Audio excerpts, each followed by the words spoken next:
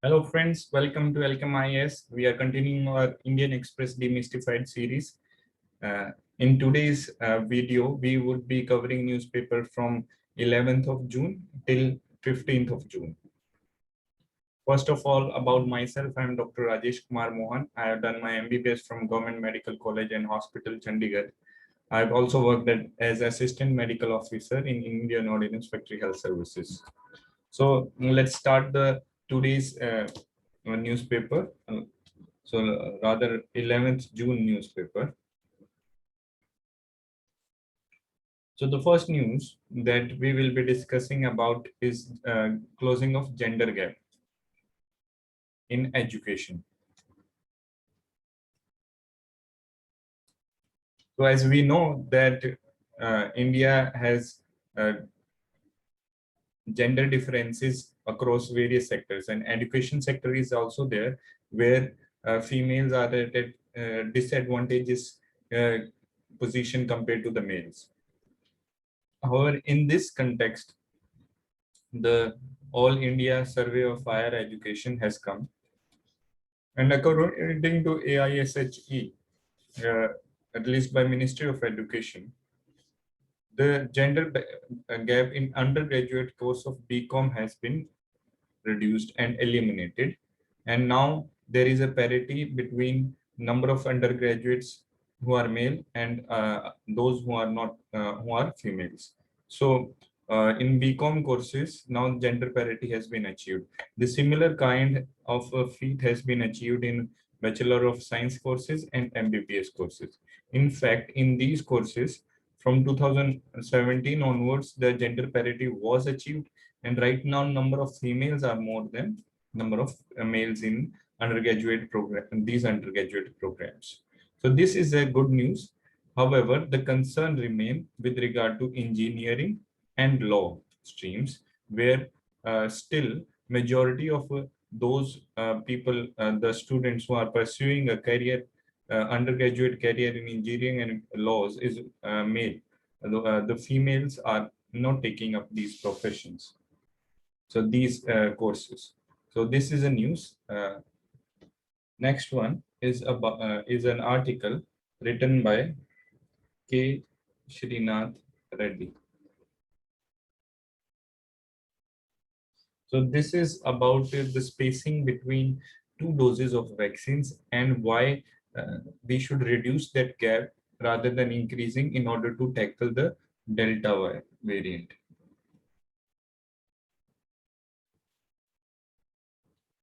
Recently, study by INSECOG has come.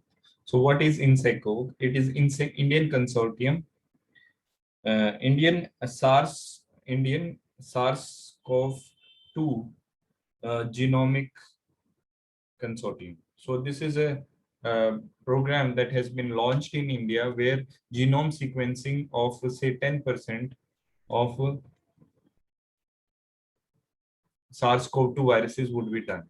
And because we know that genome sequences can help us identify not only virus, but also the variant of the virus. Like Delta virus is there. So Delta virus is a variant of concern. So that is the technical term, variant of concern as labeled by WHO, and the new nomenclature is Delta. Previously, it was known as B1.617.2. So the sub variant 2 was Delta variant. So the study by INSECOG has come, and this study is saying that the prime reason, the main reason behind the present pandemic and the second wave in India was this Delta variant, because this Delta variant is more infective. Infective means that it will infect more number of people and spreads very fast. So that has been responsible for the second wave. So clearly Delta wave was responsible for second wave. Along with this prime reason, other reasons are also there. That is that we were not following COVID appropriate behavior. Certain actions acted as a super spreader, like elections, like religious gatherings and other activities. So all these things point to the fact that the Delta variant is of very much importance. But the studies in England are coming which say that one single dose of these vaccines will have very low efficacy against this Delta variant. Clearly, if Delta variant is responsible for the second wave, then we should have a strategy which should cater to this particular finding, because this vaccination drive right now, in order to take care of the supply side, the dosage interval between first and second dose of the Covishield has been increased by the central government. So author is saying that as predominantly Delta variant is there in Indian population, we should rather reduce this gap so that two doses are given, and the efficacy of the, two doses of this vaccine would be way more, and it will be able to protect the population from the Delta variant of the virus. So that was the news. The third news that we are going to discuss is an article. So, no Malayalam, please. So, Delhi Hospital. So, it's a famous Delhi hospital, Govind Ballabh Pant Institute of Postgraduate Medical Education and Research. So the Govind Ballabh Pant Institute had passed a circular that the nurses would speak only in English or in Hindi, and other languages would not be used. This is an order mm, which was very controversial, and protest happened against this order, and because of that, this order was withdrawn. So this was withdrawn. In this context, according to the author, in this, the order itself shows lack of sensitivities of the administration towards the nursing profession. So it shows that nursing profession, it is an unskilled profession. And second is the kind of challenges the nursing people engaged in nursing are facing, and it is unmindful of that. We all know that nurses are at the forefront in the COVID management, and they are having very stressful life. Along with that, we also know that Kerala state has been at having a tradition of supplying nurses to even the northern states like Delhi. So this is a success of Kerala model, because nursing in a patriarchal society, there are some stigma attached in India, because nursing is a caregiving, and it involves a close touch of a other person, mostly a male, say a male person touching a male person. So in a patriarchal society, it is considered as a stigma. However, it was due to the efforts of Kerala government and missionaries, Christian missionaries in the Kerala, that this stigma was reduced. Because of that, large number of people took up the profession of nursing, which resulted in Kerala nurses going not only in North India, but in outside the country, like Gulf countries and even in Western countries, providing the much needed services. So now they have these nurses are having very stressful lifestyle, and when they come to far away places like Delhi, where they are not able to understand English or Hindi, so among themselves they interact in their local language, say in Malayalam. So that chit chat should not be considered as a nuisance by administration. Rather, it should be encouraged only, because this way the bonding between the team members would increase.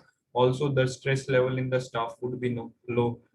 So these kind of orders should not be passed by any administration in the future. So let's move on to the fourth this news article of the 11th June newspaper. It is titled "How India Can Tackle the Formidable Nutrition Challenge." So, according to the author, it is a reality that COVID pandemic has thrown various challenges in the healthcare structure, healthcare industry, so the health field. However, the biggest challenge that would be coming in the future also is not coming into the limelight. That is the nutrition challenge. The malnutrition rates are bound to increase. This is on account of the fact that now people would have very low income to buy the food, as the jobs are not there. So malnutrition problem, which is already in acute stages in India, is going to exaggerate in the future. So how can we tackle this nutrition challenge given the context of COVID-induced exaggeration of the malnutrition problem? So first of all, we have a program called Poshan Abhiyan, and this tackles it is using innovative mechanisms in order to reduce the problem of malnutrition. In fact, Poshan 2.0 guidelines were recently released.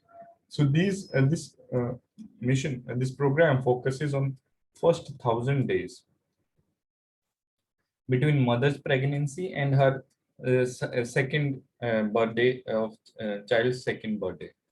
So so there is a focus on a very critical time period, and interventions are focused in this area. Second is that it uses community-based programs. So nutrition as a health problem has to be challenged has to be solved at the community level. For this particular purposes, converting Poshan Abhiyan into a Jan Andolan, and as happened in Swachh Bharat mission, would pay dividend. Third aspect is that the element of accountability has been introduced. So one of the parameter in key performance indicator of a district collector is nutrition. So nutrition is one of the key performance indicators. This will encourage the district administration in order to deliver on the front of malnutrition front. So the element of accountability has been introduced. Fourth major change that has been is that it is using a data-driven approach. So data is being used in order to address the challenges. So particularly at the Anganwadi workers level, we are also using technology. So we are using something called Poshan Tracker in order to ensure that whatever activities are done right at the Anganwadi level are reflected at the national level, and appropriate changes are introduced into this scheme. Also, there is a need for this. So what future courses need? We have to address the issue of agriculture and nutrition. So this nexus has to be taken into account going forward in order to tackle the malnutrition challenge. And second is that we have to focus on demand side behavior. So we would have to, in order to have healthy meals, we have to ensure that the behavior of the population is such that the demand for healthier food is more as compared to unhealthy food like junk food, because malnutrition not only includes undernutrition but overnutrition also. So going forward, we should focus on demand side behavior. One example is Poshan Vatikas, or what we can say nutrition gardens in various schools, where the various, along with the growing of various vegetables and healthy fruits, the children are given an opportunity to engage into it and to learn right from the childhood level behavior which encourages them to eat healthy vegetables and fruits. So this is the article about this closes this article. Now let's move on to the fifth one. So it is an explained about BEAD model of crop insurance. So BEAD is a district in Maharashtra. So it used a unique model recently with regard to Pradhan Mantri Fasal Bima Yojana. And Honorable Chief Minister of Maharashtra also encouraged the Honorable Prime Minister in order to adopt this BEAD model. So what is this Prime Minister Fasal Bima Yojana? It is a government scheme where their for various crops in agriculture, as we know, because Indian agriculture is monsoon dependent, there are chances of uh, damage to the crops. So in this particular sector, there is a need for insurance. So under Pradhan Mantri Fasal Bima Yojana, the premium to be paid by farmers has been capped, like 2.5 or 1.5%. According to the crop, it is capped. Out of total premium, only 2% would be paid by, say, farmer, or 1.5% would be paid by the farmer. Rest would be paid by the state or central government. So both central and state governments will pay the rest of it. Initially, it was mandatory for lonely farmers and voluntary for non-lonely farmers. However, there was a tweak in the guidelines, and now it is even voluntary for both lonely farmer also. So, what is the bead model in this regard? As bead is a very drought-prone area in Maharashtra. Because of that, there are very high failure rates. The result, bad result of this was that insurance companies were not going into this district because they had to pay more as compared to the premium collected. So it was unprofitable for insurance companies to go into dot-com areas of beat. But the need of need of the society and farmers is that because it is drought prone, so they also want their security. So now it creates conflict of interest. So what the state government did was that the state insurance company, state insurance insured 110% of the insurance premium. So what is the model now is that in case the damages are by the insurance company paid to the farmer are more than the premium collected, the bridge would be filled by the state insurance company. However, if the premium is more and damage payments are less, in that particular case, after taking 20% handling charges, rest of the profit would be given to the state insurance company. So that is a model, bid model, and the Chief Minister of Maharashtra is asking Prime Minister to use this as a, to expand this model and apply across the state. So now, like next one is an explained about Delhi's master plan. So Delhi has released, Delhi Development Authority has released a draft master plan 2041. So this master plan has new suggestions because this has been done because the previous master plan of 2021 is expiring this year. So the draft guidelines have been issued. So first, what are the focus area? One focus area is pollution. So pollution is a major problem in Delhi. So in order to reduce pollution, various steps are being suggested, like user pays principle for motor vehicles, parking, and all this thing in order to discourage transportation related to pollution. Second is that along with that, there is a focus on greener fuels for public transport. Then third is transit-oriented development is being explored. So how is it? One more suggestion has been this nighttime economy focus has been there, so that a more wealth generation is happens in this regard. However, what are the challenges in such a plan? The biggest challenge is implementation. So it requires huge financial support and the kind of ideas that are put in 2041 without financial support for these programs, implementation of them would be inadequate. So that is the point. So with this, 11th June newspaper comes to an end. Let's move on to the next 12th June newspaper.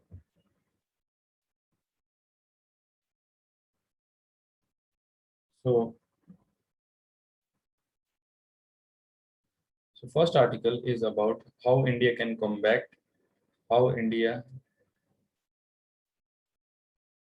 can combat vaccine hesitancy.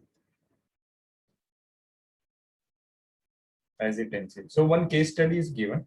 There is a village, Biladi village in Nan Darbar district of Maharashtra. There, the village head, Mr. Sachin, the principal of Zila Parishad Primary School, Sachin Patki, is promoting, is taking up various initiatives in order to reduce vaccine hesitancy by countering the disinformation around the vaccination drive. So what the WHO has come up with is that BEST strategy in order to reduce vaccine hesitancy. What is BEST?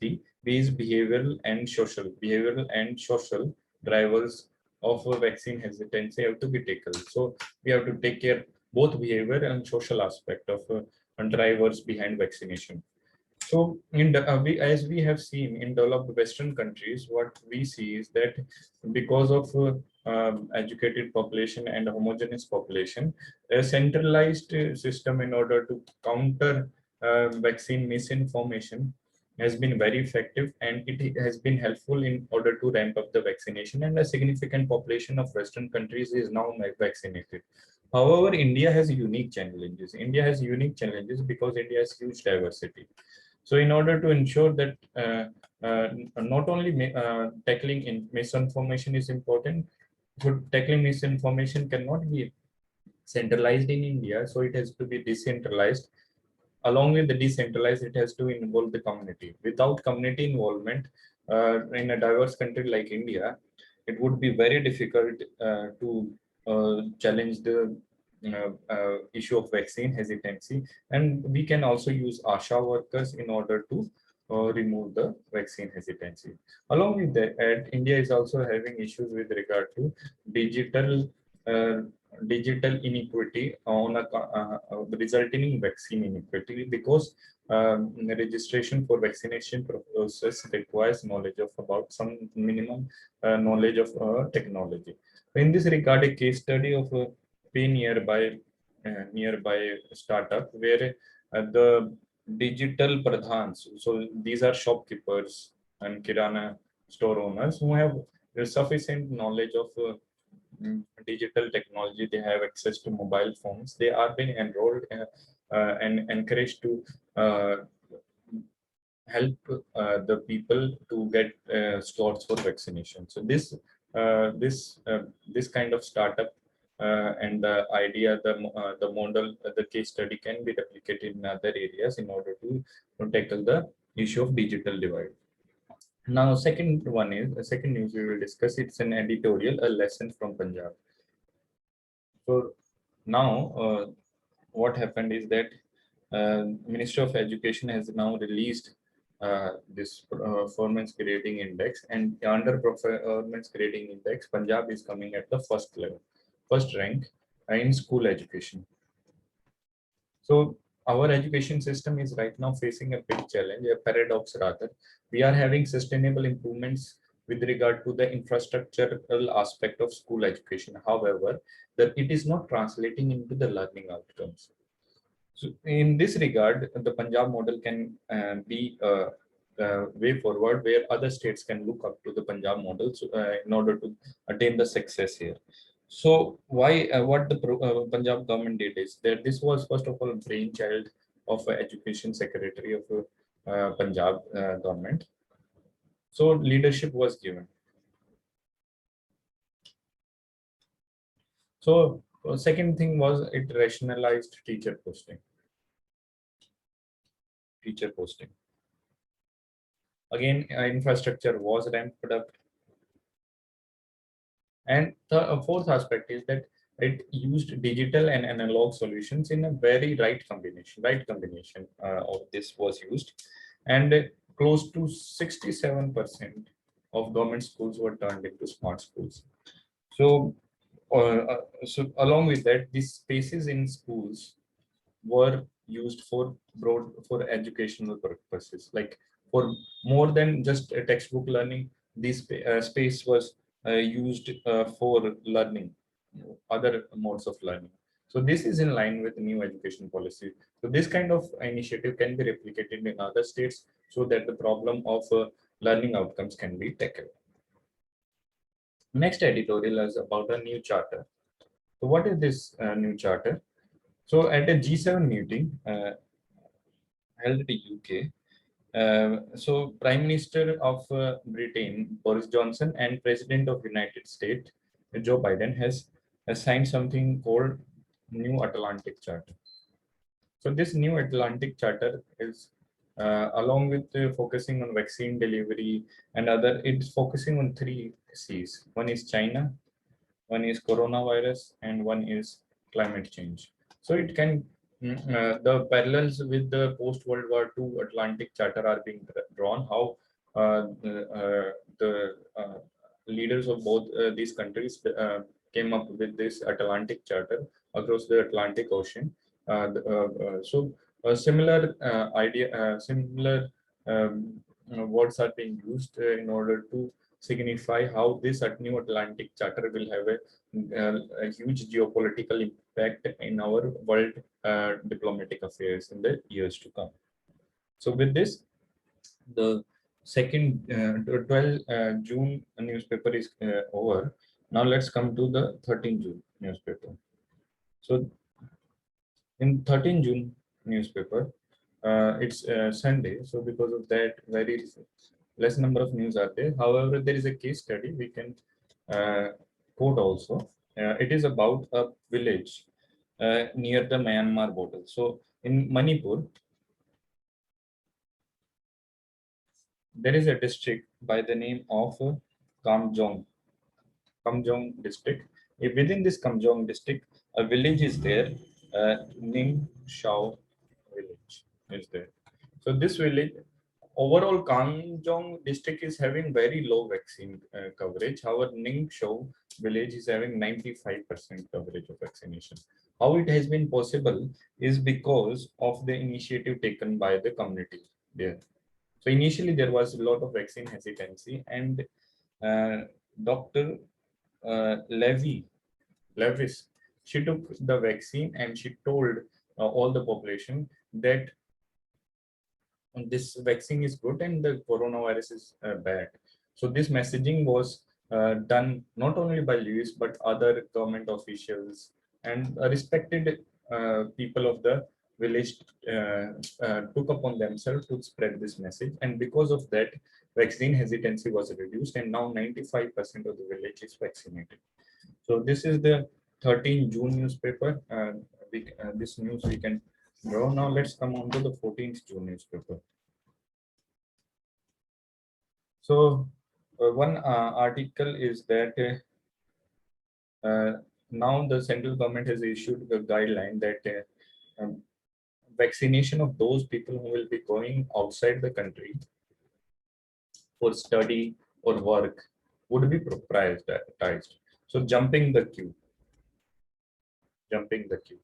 Now, according to the author, this is iniquitous because for all the student community, be it those studying in the country and those going outside, it should be the same policy. So those people who are going outside, prioritizing them for vaccination would not be adequate. At the same time, free vaccination is provided to them. However, we know that they have come from high socioeconomic background, so they should be encouraged to get vaccinated from private sector vaccines. So where the issue availability, the other issues are not there. So this step is iniquitous according to the newspaper.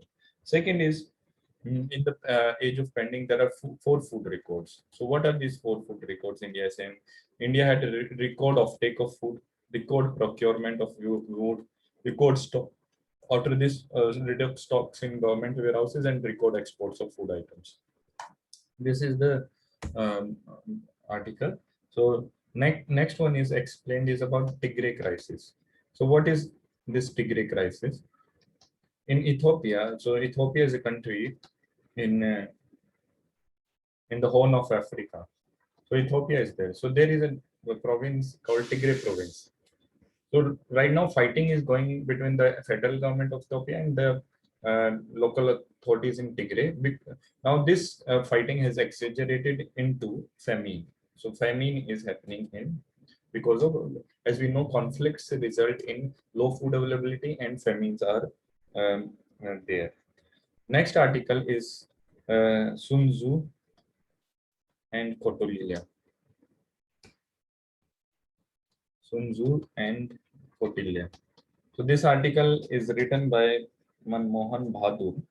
So this is in the context of Honorable Prime Minister in Commanders Conference, saying that not only indigenization of weapons and technology is needed, indigenization of even doctrines is needed. Doctrines, custom in the army should be encouraged by the field commanders. The author is saying indigenization may the thirst on indigenization may be misplaced because professional military education. So it requires that we take inputs from all the countries, the adversaries, the allies, and our own doctrines also. So excessive focus on indigenous doctrine may result in neglect of doctrines from outside world. So we should take up not only ideas of Kautilya, but Sun Tzu, or also the Chinese ideas, also the Western ideas also. In fact, our Indian army has been based on the doctrines of British army. So, and it has been, these doctrines have been effective. We have seen that during the three major wars, two of the three major wars, we have been victorious. So surely there would be something good in these doctrines also. So we should not jettison or leave these doctrines. Rather, we should broad base the doctrines. Our own doctrines should be included along with no ill will towards foreign doctrines. So that is the article. Next article is about don't let COVID eclipse tiger. So what is the context of the story? In a Chennai zoo, a lion died on account of COVID related illnesses. Taking cognizance of this news, National Tiger Conservation Authority has given a circular where to all the chief wildlife wardens of the the range states, tiger range states, that the entry of humans in these tiger reserves should be restricted, should be banned. So because there is a fear that COVID can go into the tiger population. However, according to the author, this circular is not good because, first of all, it is so centralized. Second is that right now the case positivity rate is declining, so COVID cases are reducing. However, the banning of entry of outsiders, plus at the same time the direct interaction between visitors and cats is not there. And cats is not there because there is a proper spacing mechanism. Nobody goes and touches a tiger because that would be suicidal for that particular person. So it is the staff that should be vaccinated on a priority basis, and so that can stop the spread of COVID. And this kind of circular is not right. So this is what the author is saying. So let's move on to the next one. Is that again G7 meeting at Cornwall in UK is going on. So four landmark agreements have been reached with regard to the COVID vaccine. Now, by the end of year, the G7 countries pledged that they will donate 1 billion vaccines to the poorer countries. Second is with regard to climate change. All these industrial countries have promised that the target of funding, providing finance to the tune of $100 billion per year would be taken on the basis. Plus, it has singled out China for its expansionist policy, and finally, the idea of minimum corporate tax of 15% has been agreed by these countries. So let's move on to the 15th June newspaper. So first news is that the retail inflation has reached the 6%. So this 6% is the upper limit of 4 plus minus 2% target that is fixed by the Monetary Policy Committee with regard to the monetary policy. So now it is at a level now RBI cannot continue with the loose monetary policy, because that it has reached the 6% level. So what is the reason behind it? Is that the fuel and fuel prices are increasing and food prices are increasing. Second news is that Serum Institute of India partner Novavax has said that Novavax vaccine developed is having 90% efficacy. So and this vaccine would be focused on developing countries. So this is a development in the front of vaccination development. Third is that milestone Galwan. So 1 year has passed most since the Galwan Valley clashes. So in this regard, other developments has also taken. So recently, China has acknowledged that 4 casualties from its side were there. India, as we know, during the Galwan clash, lost uh, 20 lives, including that of Colonel Santosh Babu in these clashes. Also, in a recently Defense Raksha Mantri Rajnath Singh has now approved a revised policy how India compiled the records of any operation or a war. So now, according to the new policy, within 5 years of an operation or a war, the authority has have to complete and compile a draft report on this first history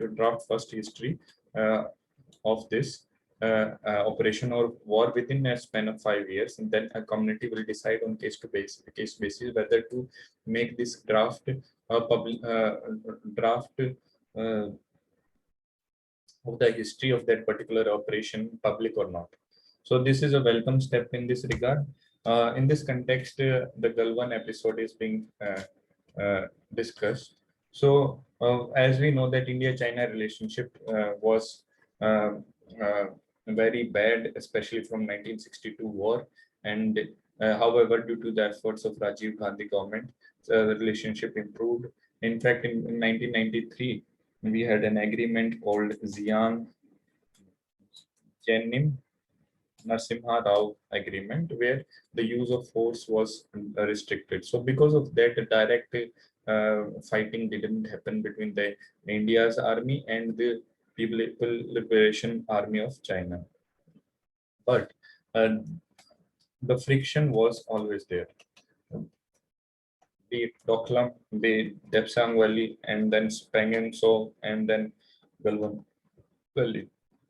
The economic arm was strengthening of the relationship was strengthening because bilateral trade was increasing, but this was also to the advantage of China. So the optics of India-China relationship before Galwan was that the informal summits like Wuhan Spirit, Chennai Connect were used to describe the relationship between India and China. However, Galwan episode has highlighted the huge divergences between the two countries. In fact, after Galwan episode, India encouraged was very proactive in order to become part of Quad, and at the same time, some decision from in the economic front was also taken. So this is the article is saying that the Galwan Valley was a milestone in India-China relationship.